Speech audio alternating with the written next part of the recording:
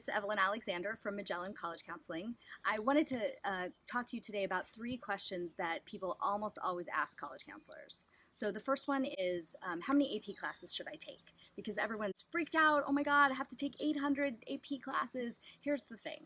If you're asking how many AP classes kids who get into Ivy League schools take, if that's really the question behind the question, the average number of AP classes that students who are admitted to Ivy League schools take is 8, and that's including their senior year. So it's usually 1 in sophomore year, 3 in junior year, and 4 in their senior year. That's the average. That doesn't mean that nobody takes more than that. Of course, there's that guy that took 22, and he took all the exams too, let me tell you. And there are people who take 0 because their school doesn't offer AP classes, and that's fine.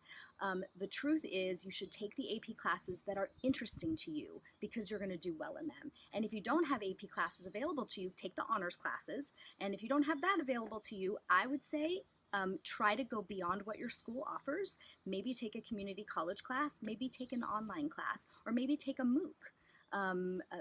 It's a massive online open course that many colleges actually offer their own courses on the internet that you can take.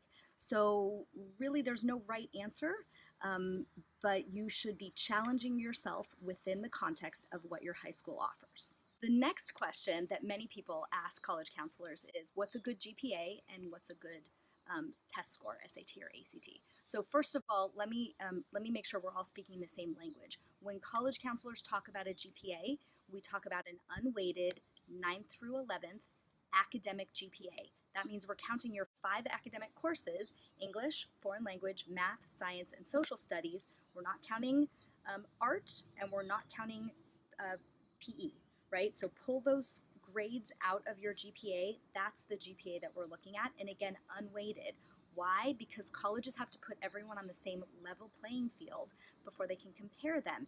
Yes, they care that you're taking those academically rigorous courses. That's literally the next thing that they look at. How many challenging courses are you taking? But when we look at GPA, it's always an unweighted 9 through 11 academic GPA. Now, that said, what's a good GPA?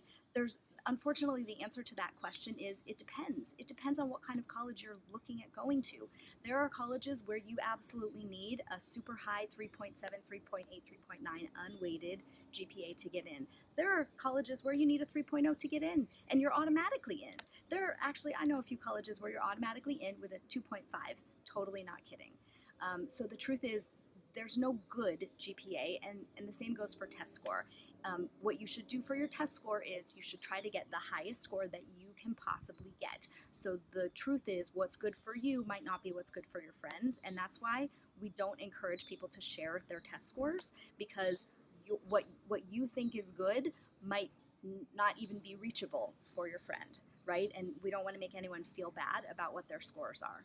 So the unfortunate answer is it depends on what you're trying to do and what you're capable of. So the last question that people always ask us, students and parents, is how many REACH schools should I apply to? And the answer again is it depends. It depends on what your scores are, it depends on what your grades are, and it depends on what kind of REACH we're talking about. But the reality is 2 things. First of all, there are some schools that are REACH for everyone. There is no guarantee that anyone, even with a top score, is going to get into a Stanford, a Harvard, an MIT. No guarantee. And the other thing to think about is the schools that you consider REACH are likely to ask you to write some supplemental essays about why you think you're a good fit for that school and why they're a good match for you.